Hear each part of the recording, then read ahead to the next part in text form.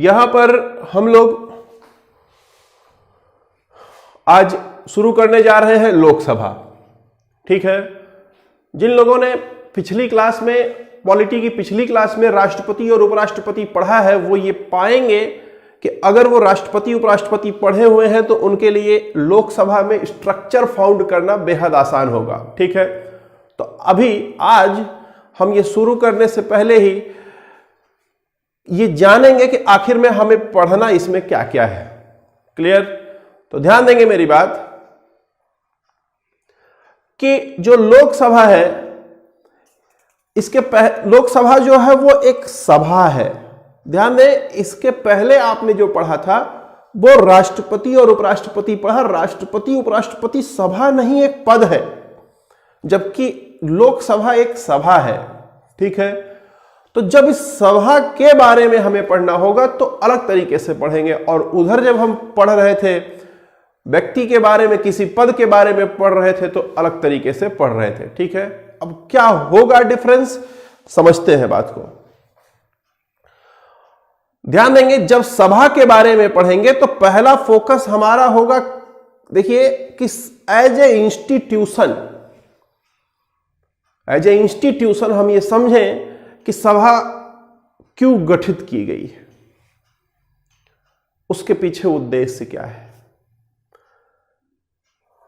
पूरे इंस्टीट्यूशन को लेकर के जो क्वेश्चन बने, पहले काम वो करें। क्लियर? और दूसरा काम हम ये करें कि इंस्टीट्यूशन के अंदर जो एक एक व्यक्ति किसी पद पर है, एक एक व्यक्ति किसी पद पर है, तो उसे हम कहेंगे कि वो व्यक्तिगत पद पर है। क्लियर?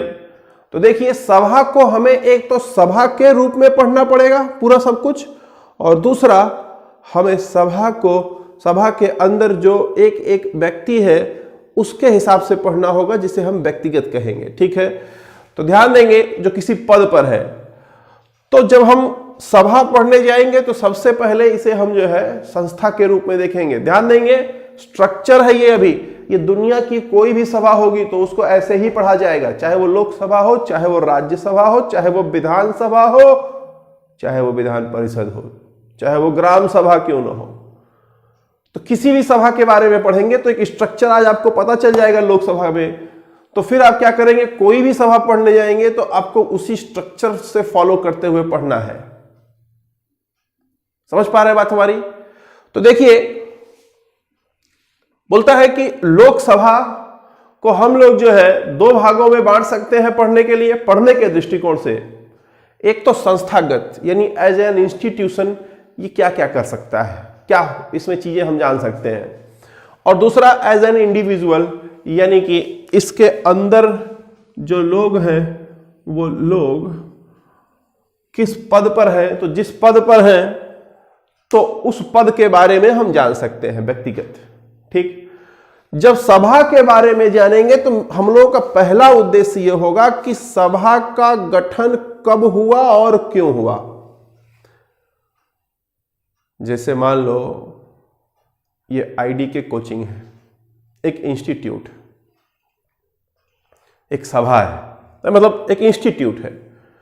इस इंस्टीट्यूट के बारे में अगर आपको जानना है तो आपको ये पहली चीज जाननी आवश्यक होगी कि आखिर में इसका गठन कब हुआ और क्यों हुआ है, किस उद्देश्य के साथ हुआ है। तो पहली चीज क्या हो गई, गठन कब हुआ और क्यों हुआ। दूसरी चीज ये होगी कि इस सभा में किस तरह के लोग आएंगे, किस तरह, मान लो ये कोचिंग है तो इस कोचिंग में किस तरह के लोग आएंगे, हाई स्कूल पास आएंगे कि इंटर पास आएंगे, या छोटे छोटे बच्चे आएंगे, या किस तरह के लोग आएंगे, सरकारी नौकरी पाने वाले लोग आएंगे या प्राइवेट नौकरी करने के लिए ट्रेनिंग लेने वाले लोग आएंगे, किस तरह के लोग आएंगे। तो पहला जो है वो चीज होता है कि गठन क्यों हुआ, कब हुआ। दूसरा जो चीज इंपॉर्टेंट है वो ये कि आखिर में इसमें कौन से लोग आएंगे। क्लियर है? अब ध्यान देंगे, जब इसमें लोग आएंगे तो इकट्ठा होंगे, है ना, जब लोग इकट्ठा होते हैं पहली बार, तो पहली बार इकट्ठा होते हैं तो कुछ न कुछ निष्कर्ष निकलता है। आप देखिए ना, किसी से आप पहली बार जब मिलते हैं तो वो चीजें आप काफी समय तक याद रखते हैं, लेकिन अगर आप रोज मिल रहे हैं, बार बार मिल रहे हैं, तो बार बार जो मिल रहे हैं उसका बहुत ज्यादा इंपॉर्टेंस नहीं है। उसका बहुत ज्यादा होगा इंपॉर्टेंस, मैं नहीं कर रहा हूं, लेकिन फिर भी जो मेमोरी की बात जब करेंगे तो जो पहली बार आप मिले हैं तो वो ज्यादा इंपॉर्टेंट है ना, मेमोरी में वो आपके रहेगा। तो यहां पर भी एग्जाम में भी आपके सवाल जो है प्रथम अधिवेशन से पूछता है, यानी कि जो सदन में लोग आ रहे हैं वो लोग जब पहली बार मिलेंगे, सभा में जो लोग आ रहे हैं वो जो पहली बार मिलेंगे तो पहली बार मिलने पर कुछ निष्कर्ष निकालेंगे, कुछ कंक्लूजन निकालेंगे। तो वो कंक्लूजन क्या होगा, निष्कर्ष क्या होगा, ये भी आपके इम्तिहान में पूछेगा। ठीक है, तो पहले आपने देख लिया कि गठन क्यों हुआ है, उसमें किस तरह के लोग आ रहे हैं और आएंगे। तो ध्यान देंगे कि पहले दिन जब बैठेंगे पहली निष्कर्ष क्या होगी उसको देखेंगे।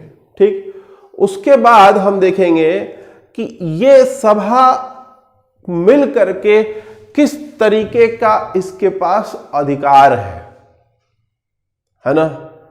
तो हम इसके अधिकारों को, जो इसके पास विशेष अधिकार इसी सभा के पास है, उसको देखेंगे। फिर उसके बाद ध्यान देंगे इस सभा में आरक्षण है, रिजर्वेशन है। तो वो जो सभा में आने के लिए जो रिजर्वेशन लागू होगा है, उस रिजर्वेशन के भी बारे में पढ़ेंगे। जब इतना पढ़ लेंगे तो अंत में ये देखेंगे कि जिस उद्देश्य, अंत में क्या देखेंगे समझिए, अंत में हम ये देखेंगे कि जिस उद्देश्य के साथ इस सभा का गठन हुआ था, क्या ये सभा वो उद्देश्य पूरा कर पा रही है या नहीं, और अगर नहीं कर पा रही है तो उसके क्या उपाय होने चाहिए। इसका मतलब कि हमें निष्कर्ष पढ़ना होगा, कंक्लूजन पढ़ना होगा। समझ पा रहे हैं बात हमारी? तो ये हो गया आपका संस्थागत, लोकसभा के अंदर। और जब बात करेंगे व्यक्तिगत की, तो संस्था के अंदर एक इंसान किसी पद पर है, फलाना इंसान किसी पद पर है, कोई इंसान किसी पद पर है। तो जब हम किसी पद के बारे में पढ़ते हैं तो मैंने आपको पहले ही बताया है कि दुनिया का कोई भी पद हो उसके लिए 6 चीजें पढ़नी होती हैं। याद करिए, राष्ट्रपति आपको पढ़ाया, उपराष्ट्रपति पढ़ाया, और मैंने बोला था कि अगर आप इसको कायदे से पढ़ोगे तो आगे की चीजों में आपको जो है आसानी होगी। जो लोग वीडियो नहीं देख पाए हैं किसी कारणवश, उन लोगों से मेरा रिक्वेस्ट है कि वीडियो पड़ा हुआ है यूट्यूब पर, आप लोग प्रेसिडेंट डाल करके देखें, उसमें 5-6 क्लासेस पड़ी हुई हैं, सारे के सारे आप देखिए। फिर वाइस प्रेसिडेंट पे एक क्लास है, उसको देखें। फिर उसके बाद इसको भी देखेंगे तो और बेहतर आपको समझ आएगा। ठीक, तो ध्यान देंगे, जब किसी पद के बारे में जाएंगे तो सबसे पहले उस पद की योग्यता क्या होगी उसको जानेंगे, फिर उसको कौन चुनेगा, किस तरह से उसको जानेंगे। निर्वाचक मंडल, निर्वाचन की प्रक्रिया, जब चुन लिया जाएगा तो उसकी नियुक्ति कौन करेगा, यानी शपथ ग्रहण। जब शपथ हो जाएगा तो क्या काम करेगा, क्या अधिकार होगा। ध्यान देंगे, व्यक्ति योग्य है, कुछ लोगों ने मिलकर चुन दिया, उसकी नियुक्ति हो गई, काम कर रहा है, काम करेगा तो उसे वेतन चाहिए। अगर वेतन मिल रहा है काम करने के लिए, लेकिन वो अगर गलत काम करने लगेगा तो उसको उसके पद से हटाया जाएगा। योग्यता, कौन लोग मिलकर चुनेंगे, किस प्रक्रिया से चुनेंगे। शपथ मतलब नियुक्ति, फिर काम करेगा तो पैसा, वेतन, गलत काम करेगा तो हटाया जाएगा। तो ये हो गया व्यक्तिगत और ये हो गया संस्थागत। ठीक, तो हमें ये पढ़ना है और ये पढ़ना है लोकसभा के अंदर। इसके अलावा और जो चीज पढ़नी है वो ये, इसकी प्रस्तावना पढ़नी है। अब देखिए प्रस्तावना क्यों पढ़नी। हम ये मानते हैं कि आप जर्नलिस्ट हैं, यू आर नॉट स्पेशलिस्ट, और आपको इसके बारे में कुछ पता नहीं है। तो जब किसी के बारे में आपको कुछ पता ना हो तो पहले उसका पहचान कराना आवश्यक होता है कि आखिर में किसके बारे में बात हो रही है। बात समझ आ रही है हमारी? तो हमें इसका पहचान कराना जो है आवश्यक है कि जिससे आप समझ सकें कि इसका इंपॉर्टेंस क्या है। क्लियर है? तो इसको पढ़ेंगे, ये यहां पर संस्थागत और व्यक्तिगत इसको हम पढ़ेंगे। साथ में हम ये भी पढ़ेंगे कि लोकसभा का इंट्रोडक्शन यानी लोकसभा का पहचान। ठीक? अब पहचान, जब आप पहचान कराते हो या पहचान अपना इंट्रोडक्शन देते हो तो शायद नाम तो जरूर बताते होगे आप। क्लियर है?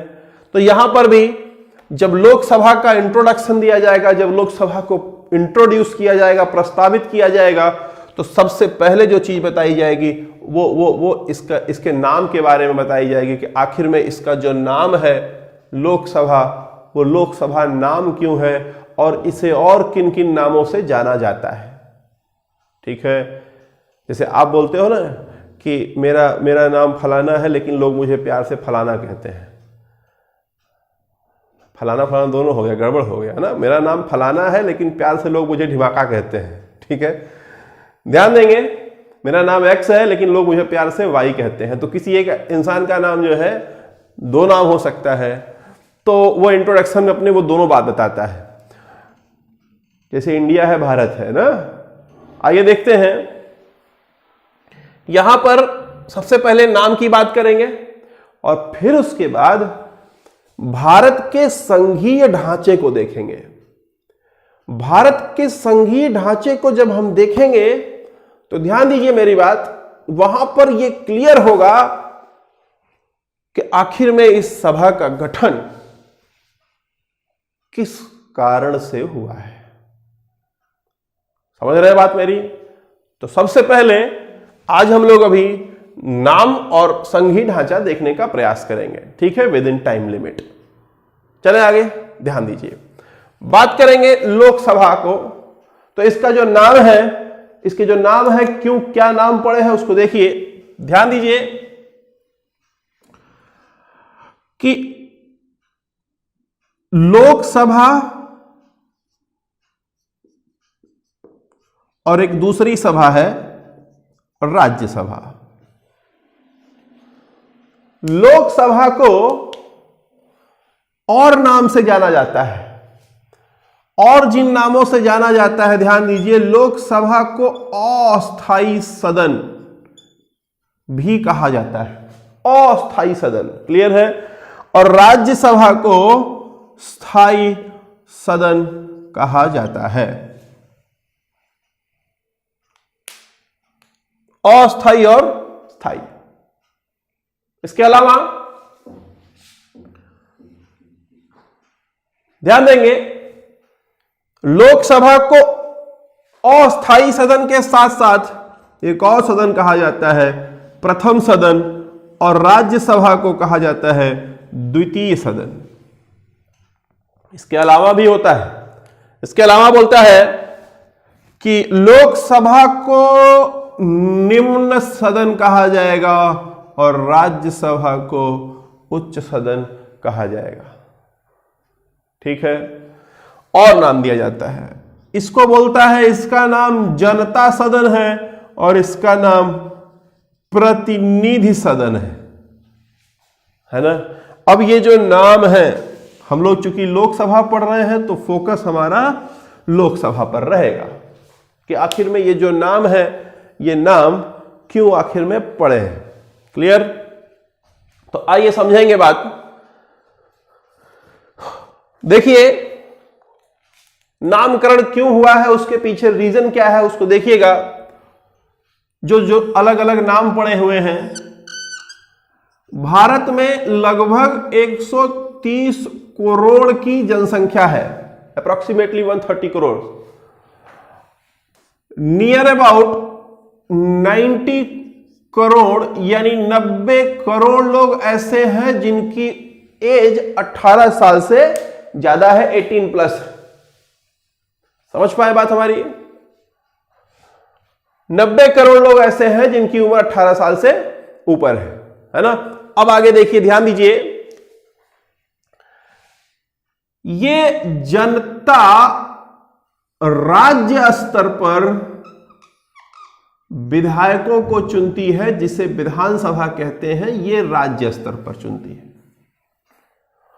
और ये जनता केंद्र स्तर पर सांसदों को चुनती है, जिसे हम लोकसभा कहते हैं। केंद्र स्तर पर चुनी गई सभा लोकसभा, राज्य स्तर पर चुनी गई सभा विधानसभा। ये जो सभा है लोकसभा, ये जनता द्वारा चुनी जा रही है। जनता को आप लोक कह सकते हैं, इसलिए इसे लोकसभा, लोक मतलब लोग, ठीक है। तो इसलिए चूंकि ये जनता द्वारा चुना जा रहा है, लोगों के द्वारा चुना जा रहा है, इसलिए इसे लोकसभा कहेंगे। समझ गए बात हमारी? और ध्यान दें, राज्यसभा जो है बोलता है इसे देखिए, राज्य की एक सभा है, कौन? विधानसभा। राज्यों की सभा है विधानसभा। अब चूंकि इसे राज्यों की सभा चुन रही है, इसलिए इसे हम राज्यसभा कहेंगे। अस्थाई सदन, स्थाई सदन। इसे अस्थाई कहते हैं, इसे स्थाई कहते हैं। क्यों? क्योंकि ये हर 5 साल में भंग होता है और ये कभी भी भंग नहीं होता है। स्थाई, अस्थाई, अस्थाई मतलब हर 5 साल में भंग हो रहा है, और स्थाई मतलब कभी भी भंग नहीं हो रहा है। तो राज्यसभा को स्थाई क्योंकि कभी भंग नहीं हो रहा है, लोकसभा को अस्थाई क्योंकि हर 5 साल में, सामान्यतः 5 साल में भंग होता है। कोई विशेष परिस्थिति है तो पहले भी भंग हो सकता है और बाद भी चल सकता है, ठीक है। वो आपातकाल में पढ़ाया जाएगा आपको। समझ आ गई बात? लोकसभा को प्रथम सदन कहते हैं और राज्यसभा को द्वितीय सदन कहते हैं। लोकसभा को प्रथम सदन और राज्यसभा को द्वितीय सदन कहते हैं। क्यों कहते हैं? ध्यान देंगे मेरी बात। जनता डायरेक्ट चुन रही है, इसलिए प्रथम सदन, और जनता इनको चुन रही है और ये इसको चुन रहे हैं, इसलिए द्वितीय सदन। नहीं समझे बात? शोरूम से आप गाड़ी डायरेक्ट खरीदो तो एकदम ब्रांड न्यू, शोरूम से गाड़ी खरीदे हो आप तो ब्रांड न्यू है, फर्स्ट हैंड है, एकदम फर्स्ट ओनर है। लेकिन आप अगर किसी और से गाड़ी खरीदो, जिसने एक बार गाड़ी खरीदी हुई है, चलाया कुछ दिन, उससे आप गाड़ी खरीदो तो वो क्या कहलाएगा? सेकंड हैंड कहलाएगा। तो देखो ना, जनता डायरेक्ट चुन रही है तो फर्स्ट हैंड हो गया, प्रथम सदन हो गया। जनता इसको चुनी और ये इसको चुन रहा है तो ये सेकंड हुआ कि नहीं हुआ, इसलिए इसे द्वितीय सदन कहा जाएगा। एक और चीज, राज्यसभा को बोलता है कि ये उच्च सदन है और लोकसभा को बोलता है कि ये निम्न सदन है। कुछ लोग ऐसा कहते हैं कि इनका कार्यकाल 5 साल का होता है, इनके सदस्यों का कार्यकाल 6 साल का होता है, इसलिए इसे उच्च सदन कहा जाता है। ये गलत है, ये गलत है। क्लियर है? पूर्णतः गलत है ये, ऐसा नहीं है। ये एक्सप्लेनेशन गलत है। एक्सप्लेनेशन सही क्या है? बोलता है कि इनके सदस्यों की न्यूनतम आयु 25 साल है, यानी 25 साल अगर आप हो गए हैं तो आप लोकसभा में जा सकते हैं। लेकिन बोलता है कि इसके सदस्यों की न्यूनतम आयु 30 साल है, यानी कि इनकी उम्र ज्यादा है तुलना में इनसे, इसलिए इसे उच्च सदन कहा जाता है। हाउस ऑफ एल्डर्स कहा जाता है, हाउस ऑफ एल्डर्स कहा जाता है ना, उच्च सदन। उच्च सदन क्यों? क्योंकि इनके सदस्यों का जो औसत आयु है, या यूं कहें जो एंट्री करने का आयु है, वो लोकसभा से ज्यादा है, इसलिए लोकसभा को निम्न सदन और राज्यसभा को उच्च सदन कहा जाता है। Clear point? चले आगे। आगे बोलता है कि जनता सदन और प्रतिनिधि सदन। देखिए ये प्रतिनिधि कहलाते हैं, ये जिसको चुनेंगे तो इनका ये सदन हुआ, और इसको कौन चुन रहा है? जनता चुन रही है, इसलिए ये जनता सदन कह सकते हैं हम। तो इस प्रकार लोकसभा को लोकसभा, अस्थायी सदन, निम्न सदन, प्रथम सदन, जनता सदन, ये नाम इसको दिए गए हैं। क्लियर है? क्यों दिए गए हैं उसके पीछे रीजन क्या है वो आपको समझ आ गया। ठीक, तो ये सेगमेंट आपका क्लियर हो गया नाम वाला। अब अगली चीज हमें देखना है कि संघीय ढांचा। ठीक, तो संघीय ढांचा में हमारे देश का संघीय ढांचा जो है उसके बारे में हमें पढ़ना पड़ेगा। तो हमारे देश का संघीय ढांचा कैसा है उसके बारे में चर्चा करते हैं। ठीक, संघीय ढांचे में आपको सबसे पहले समझना पड़ेगा कि संघ होता क्या है ना। और उससे भी पहले आपको यह जानना होगा कि हमारे देश का, जिस देश के वासी हैं हम, उस देश का नाम क्या है? आप लोग, बहुत सारे लोग, मतलब बुद्धिमान लोग हैं, सब कुछ है, देखते हैं, अपने देश में रह रहे हैं, लेकिन मुझे पता है कि आप में से बहुत सारे लोगों को अपने देश का नाम नहीं पता होगा। कुछ लोग इंडिया कहेंगे, कुछ लोग भारत कहेंगे, कुछ लोग हिंदुस्तान कहेंगे, है ना, कुछ लोग भारतवर्ष कहेंगे। तो मैं पूछ रहा हूं कि फिर आर्यावर्त भी तो कह सकते हैं, जम्बू द्वीप भी कह सकते हैं, भरतखंड भी कह सकते हैं, हिंदुस्तान भी कह सकते हैं। तो आखिर में इन सब में हमारे देश का नाम क्या है ना। जब हम कोई किसी और देश से जब हम कोई समझौता करते हैं, संधि करते हैं, कोई ट्रीटी साइन करते हैं, कोई अकॉर्ड करते हैं, तो उसमें हमारे देश को क्या नाम लिखा, हमारे देश को क्या नाम दिया जाता है, क्या नाम लिखा होता है? भारत लिखा जाता है कि इंडिया लिखा जाता है कि हिंदुस्तान लिखा जाता है कि भारतवर्ष लिखा जाता है? ऑल एंड ऑल, ठीक, क्या लिखा जाता है? जो लिखा जाता होगा वही भारत का असली नाम है, हमारे देश का असली नाम है। ठीक है, तो हमारे देश का नाम संविधान के अनुच्छेद 1 में ही वर्णित है। ठीक, ध्यान दें क्या बोलता है कि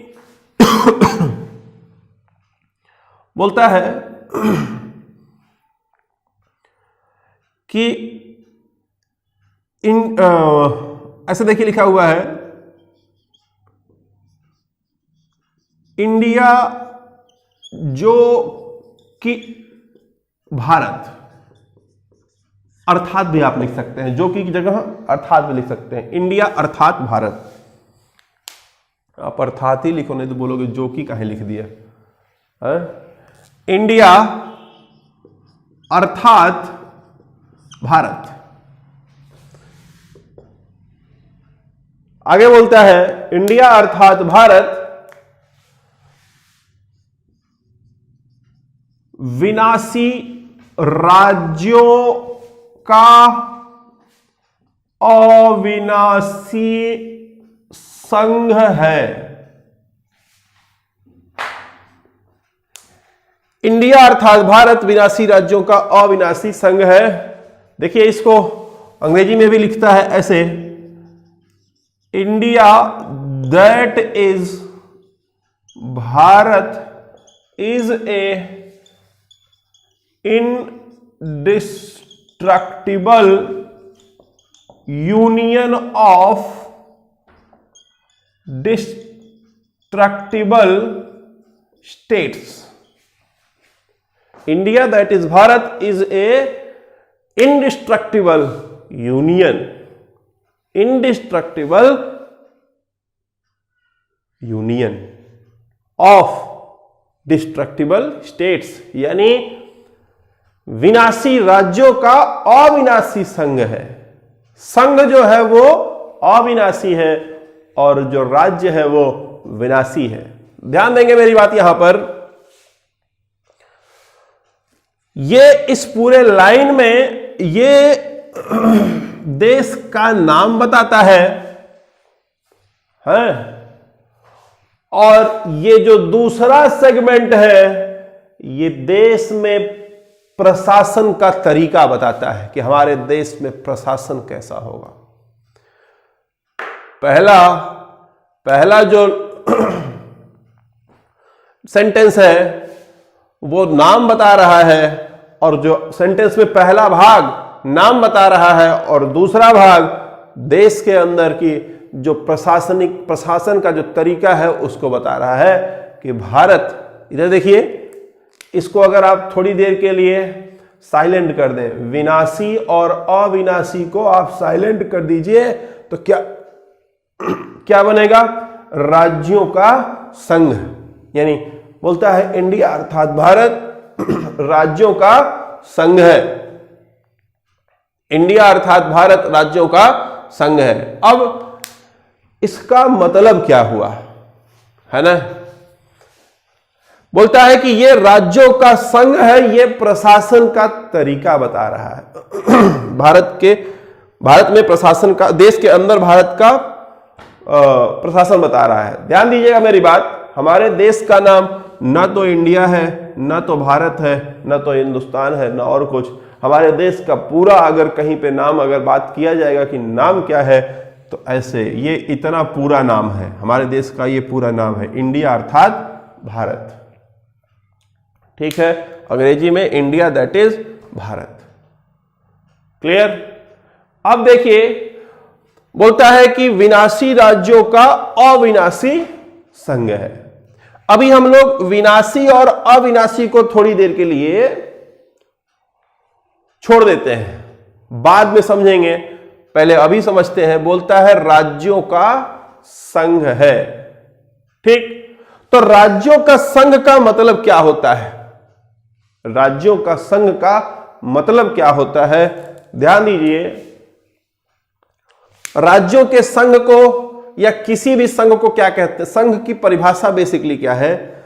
बोलता है कि जब ऐसे लोगों का समूह बने जिनका हित एक साथ हो और उनके हितों की रक्षा करने के लिए कोई एक रक्षाधिकारी हो, उसे हम संघ कहते हैं। नहीं समझे बात? ऐसे समझिए, लोगों का समूह है जिनका हित एक साथ है और उनके हितों की रक्षा कोई एक करने वाला हो, तो उसे हम क्या कहेंगे? संघ कहेंगे। ये ढांचा अगर है तो उसे हम संघ कहते हैं। मतलब संघ का ये ढांचा है। ये एक है और इसमें ढेर सारे लोग, ये जो ढेर सारे लोग हैं, है ना, इन लोगों का जो समूह है, ये जो ढेर सारे लोग हैं, इन लोगों का जो समूह है, ध्यान देंगे मेरी बात, इन्हीं लोगों का इंटरेस्ट एक साथ है, तो इन लोगों के इंटरेस्ट की रक्षा के लिए ये यहां पर है, तो इस पूरे स्थिति को हम क्या कहेंगे? संघ कहेंगे। क्लियर? अब ध्यान दीजिए मेरी बात, जितने पॉलिटिकल साइंस के जितने लोग हैं ये मानते हैं कि भारत एक संघ नहीं है, बल्कि भारत एक आभासी संघ है, क्वाजी फेडरल है। मतलब संघ, पूर्ण संघ नहीं है बल्कि आभासी संघ है ना? तो उसके समर्थन में लोग कुछ बातें कहते हैं। ठीक है, क्या बातें आती हैं उसके समर्थन में, आइए समझते हैं। लोग ये कहते हैं कि भारत क्या है? हम लोग कहते हैं कि हम लोग संघ हैं, लेकिन पूरी दुनिया क्या कहती है? पूरी दुनिया कहती है कि भारत संघ नहीं बल्कि भारत एक आभासी यानी क्वाजी, क्वाजी शब्द ये क्वाजी है, अंग्रेजी में से क्वाजी कहा गया, ठीक है। सूडो नहीं कहा गया, सूडो नहीं क्वाजी कहा गया, ठीक है। या वर्चुअल नहीं कहा गया, क्वाजी कहा गया, ठीक।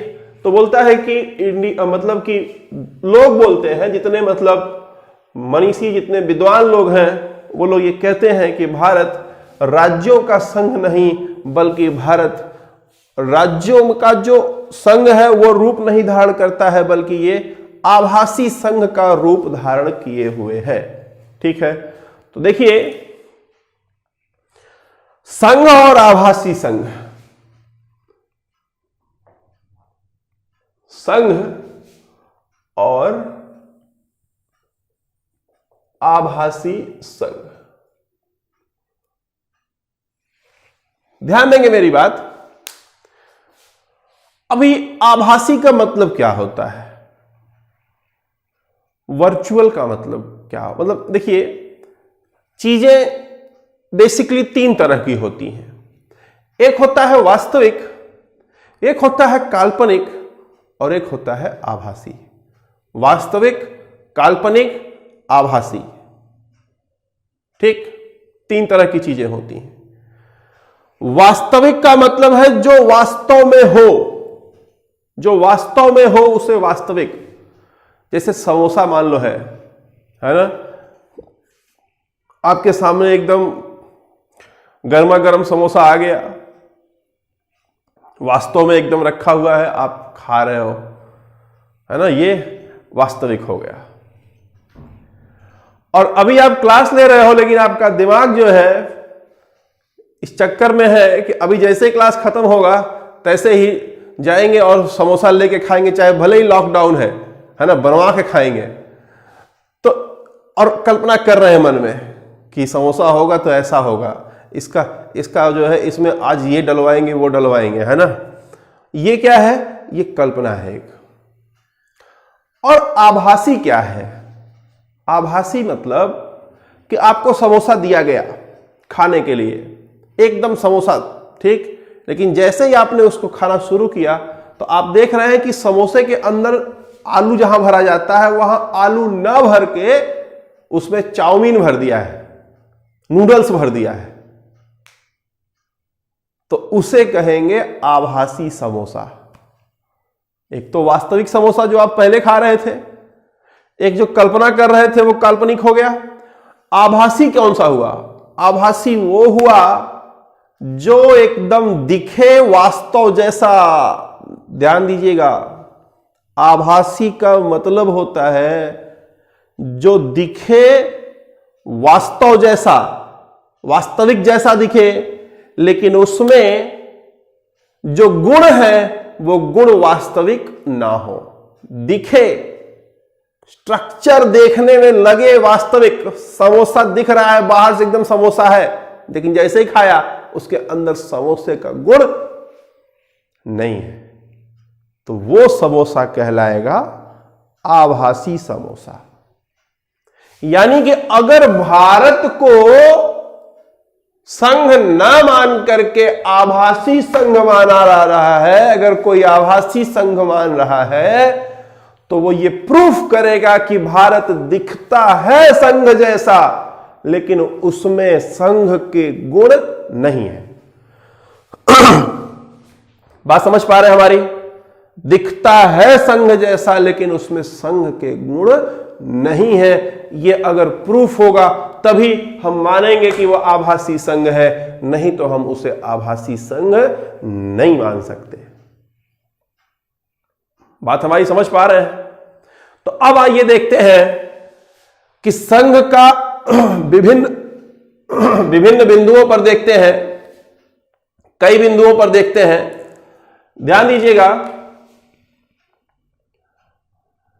कि बोलता है कि संघ में सेंटर होता है और उसके अंडर में मतलब कई, एक सेंटर होता है और कई राज्य होते हैं, ठीक है। देखिए भारत की स्थिति क्या है। भारत में भी सेंटर है और ढेर सारे स्टेट है ना, ढेर सारे स्टेट। तो संघ जो वास्तविक है, संघ जैसा दिखता है एकदम हूबहू आभासी संघ जो भी दिखता है। तो देखिए यहां भी सेंटर है, यहां भी सेंटर है, यहां भी स्टेट है, यहां भी स्टेट है, दिखने में एक जैसा दिख रहा है। अब चेक करते हैं कि गुण दोनों के एक है या नहीं है। ठीक है, तो गुणों पे देखते हैं। बोलता है कि जो वास्तविक संघ है उसमें पावर नीचे से ऊपर जाता है। पावर नीचे से ऊपर जाता है मतलब सारे राज्य मिलते हैं और राज्य मिलकर के डिसाइड करते हैं कि उनका कौन सा पावर केंद्र के हाथ में रहेगा। सारे राज्य मिलेंगे और राज्य ये डिसाइड करेंगे कि हमारा फलाना मुद्दा फलाना मुद्दा फलाना मुद्दा केंद्र के पास रहेगा। क्लियर है? यानी पावर का जो डिस्ट्रीब्यूशन है वो बॉटम टू टॉप है, बॉटम टू टॉप, नीचे से ऊपर की ओर। कहां पर? संघ में। लेकिन बात करेंगे अपने देश की, भारत अर्थात इंडिया, इंडिया अर्थात भारत की जब बात करेंगे तो बोलता है यहां पावर ऊपर से नीचे की ओर आता है। यानी कि केंद्र से पावर राज्यों को मिलता है। बंटवारा जो पावर का है वो ऐसा होता है।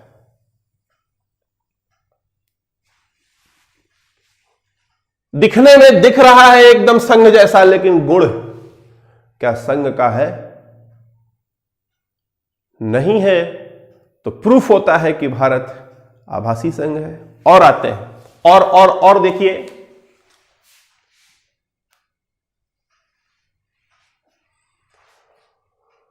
आगे बोलता है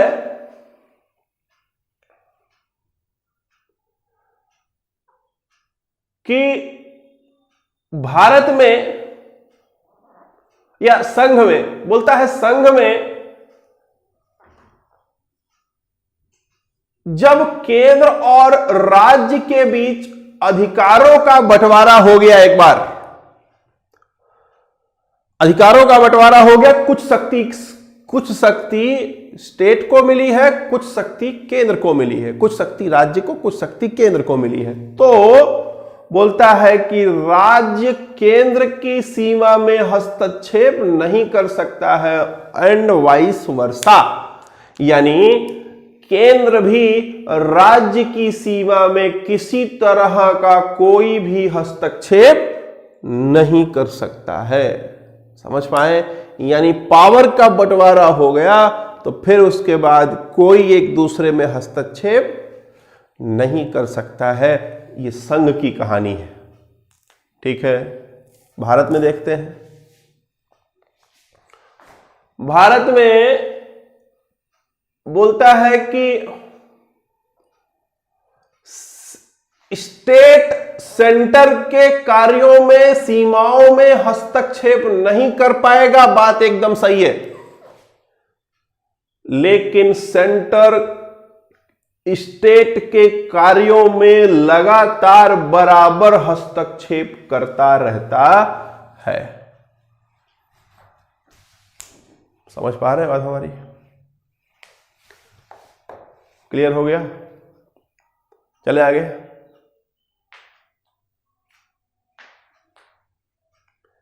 आगे बढ़िए, ध्यान दीजिएगा।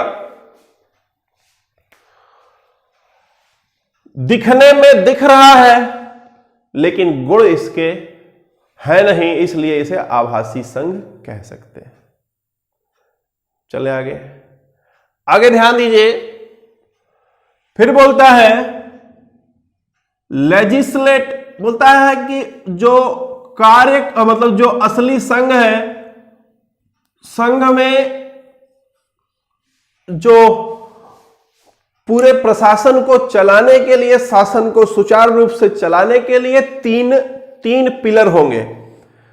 लेजिस्लेटिव, एग्जीक्यूटिव और जुडिशियरी, विधायिका, कार्यपालिका और न्यायपालिका। भारत बोलता है हमारे पास भी है, भारत बोलता है हमारे पास भी लेजिस्लेटिव है, एग्जीक्यूटिव है और उसके बाद फिर जुडिशियरी है। भारत बोलता है हमारे पास भी है। ध्यान देंगे, दिखने में एकदम दिख रहा है संघ जैसा, कि संघ में तीनों होते हैं, 3 पिलर होते हैं, 3 स्तंभ होते हैं। भारत में भी 3 स्तंभ है। लेकिन ध्यान देंगे मेरी बात,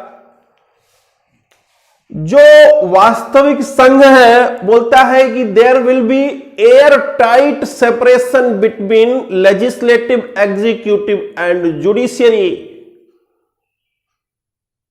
क्लियर है? कार्यपालिका और विधायिका, कार्यपालिका और न्यायपालिका के बीच आपस में परस्पर किसी तरीके का कोई संबंध नहीं होगा। न्यायपालिका अपना काम करेगी, कार्यपालिका अपना काम करेगी, विधायिका अपना काम करेगी, तीनों का आपस में संबंध नहीं होगा। यह संघ की कहानी है। और भारत की कहानी क्या है? बोलता है कि भारत में बोलता है कि न्यायपालिका तो अलग है, न्यायपालिका अलग है, लेकिन विधायिका और कार्यपालिका का परस्पर आपस में संबंध है। यानी कुछ ऐसे लोग भी हैं जो नियम भी बनाते हैं और कार्य भी करते हैं। तो दिखने में दिख रहा है संघ जैसा, लेकिन जो गुण इसमें है वो संघ के नहीं है। क्लियर है? तो इस प्रकार ऐसे बहुत सारे बिंदु हैं जहां पर लोगों ने ये प्रूफ किया है। ठीक, तो इन सब से आपको एक चीज समझ में आ रही होगी कि भारत एक ऐसा देश है जहां पर संघ का स्ट्रक्चर तो है, ढांचा तो संघ का है, लेकिन मजबूत केंद्र और मजबूर राज्य, ऐसे कहेंगे, मजबूत केंद्र और मजबूर राज्य की परिकल्पना की गई। और जब मजबूत केंद्र की कल्पना की गई तो बोला यह अविनाशी रहेगा, मतलब इसकी सीमा में किसी तरीके का कोई तोड़फोड़ बदलाव नहीं किया जा सकता है। ध्यान देंगे, अब यहां पर कमजोर राज्य का मतलब हुआ कि वो राज्य विनाशी होगा। ठीक है, विनाशी राज्य होगा। विनाशी राज्य का मतलब क्या है समझिए। ध्यान देंगे, अगर मान लो ये थोड़ी देर के लिए आपका भारत है ना, तो बोलता है भारत देश के अंदर जो राज्य हैं, जितने भी जो भी राज्य हैं, बोलता है इन राज्यों की सीमाओं में कभी भी परिवर्तन किया जा सकता है तथा इनका नाम भी संसद द्वारा बदला जा सकता है, जैसा संसद समझे। 1 को 2, 1 को 4, 2 को 1, 4 को 1 राज्य बना सकती है। ठीक है, यानी कि इसकी सीमाओं को तोड़ा मरोड़ा जा सकता है और इसके नाम में भी बदलाव किया जा सकता है, इसलिए इसे हम विनाशी कहेंगे। और अविनाशी का मतलब क्या है? अविनाशी संघ है, यानी राज्य तो विनाशी है, लेकिन जो संघ है ये अविनाशी है। अब यहां पर अविनाशी का मतलब क्या है? अविनाशी का मतलब आप ये समझेंगे कि इसकी सीमा, विनाशी का मतलब होता है कि सीमा में बदलाव, और अविनाशी का मतलब होगा कि सीमा में कोई बदलाव ना किया जा सके। अगर आप ऐसा समझते हैं तो गलत है। अगर ऐसा होता तो हम समझौते के तहत बांग्लादेश को अपनी जमीन थोड़ा सा नहीं दे देते? अगर थोड़ा भी जमीन हम समझौते के तहत बांग्लादेश को दिए तो हमारा ये स्ट्रक्चर तो बदल गया ना। क्लियर है? तो अविनाशी का मतलब क्या है उसको समझिए। सुप्रीम कोर्ट की रूलिंग है कि अविनाशी का मतलब क्या है। यहां पर अविनाशी संघ का मतलब क्या है? बोलता है neither state can secede from its union. Sorry, Hindi में समझिए, हिंदी में समझिए।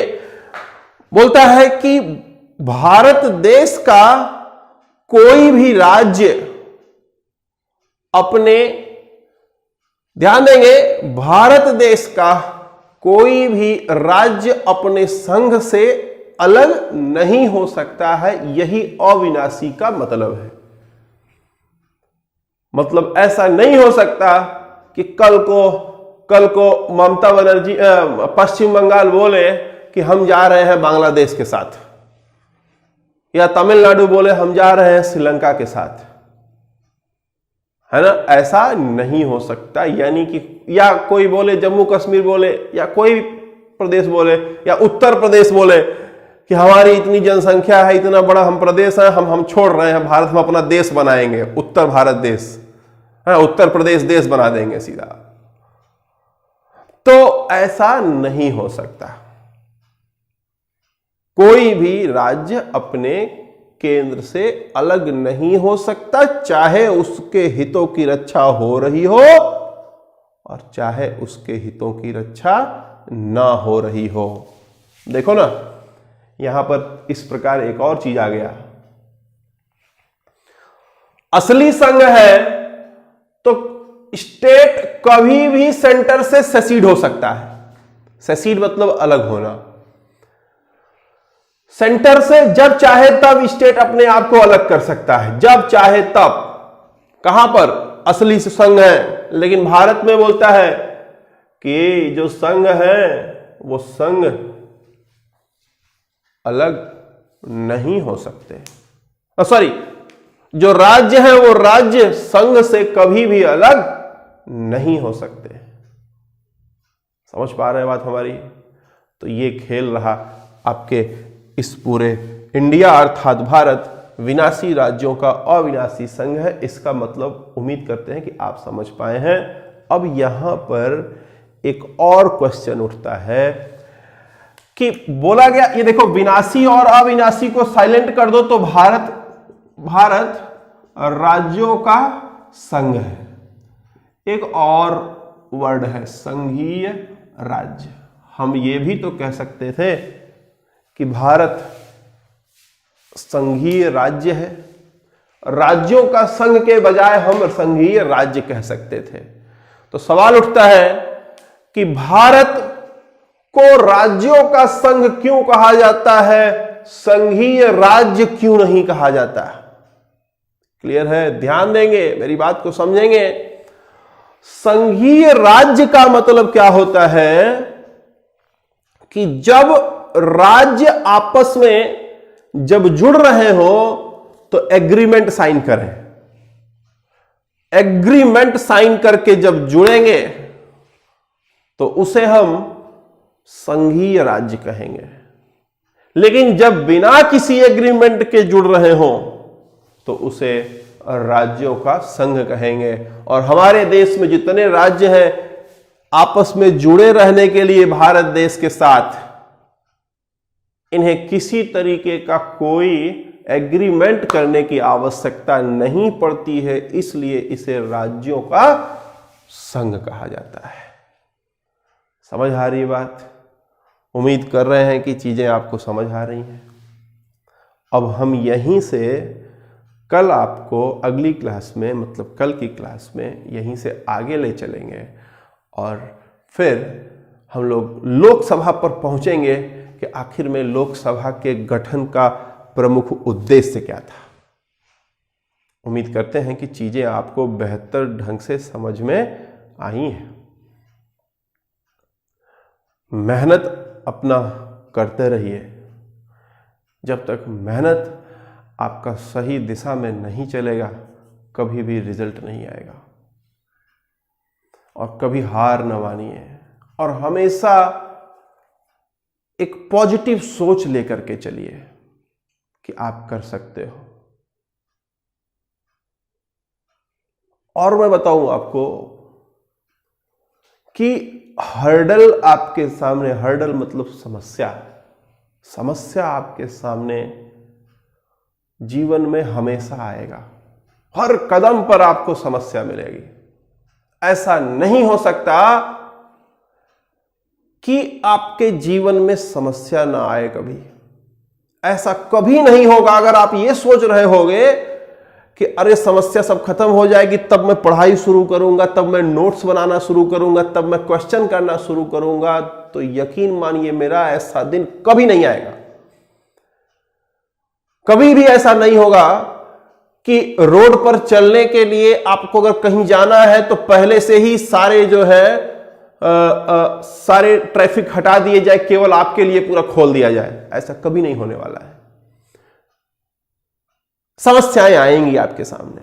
अब बहादुरी इसी में है कि उन समस्याओं को पार करते हुए आप आगे बढ़ें। चींटी देखते हैं, चींटी, चींटी की कितनी खास बात है कि एक बार उसे अगर पता है कि वहां जाना है, कितनी भी समस्या रास्ते में आ जाए, वह रास्ता बदल करके पहुंच जाएगी वहां पर। रुकेगी तभी जब उसको मार डालोगे, नहीं तो रुक नहीं सकती है। सीखो कुछ चींटी से कि अगर लक्ष्य बना लिया है तो उसी तरीके से लगे रहें एकदम।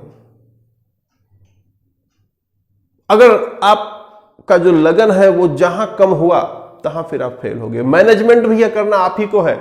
आपका मैनेजमेंट मैं नहीं कर सकता, मैं केवल रास्ता दिखा सकता हूं। आप चींटी से ही मैनेजमेंट भी सीख सकते हैं। देखिए चींटी का क्या है कि वो पूरी गर्मी भर मेहनत करती है कि ठंडी आएगा और बरसात आएगा तो हम बाहर नहीं निकल सकते, तो ठंडी और बरसात के लिए खाना वो जुटा करके 6 महीने का रख लेती है। और हम इंसान 21 दिन का लॉकडाउन हो गया तो खाने के लिए कुछ नहीं है। मैनेजमेंट सही नहीं है। हमसे अच्छा मैनेजमेंट तो चींटी कर रही है। उसको पता है कि 6 महीना हमें अगर समस्या है तो पहले से ही सब कुछ कर ले रही है। आपको भी पता है कि 6 महीना बाद आपका इम्तहान होता है, 8 महीना बाद आपका इम्तहान है, लेकिन फिर भी आप मैनेज नहीं करते हो।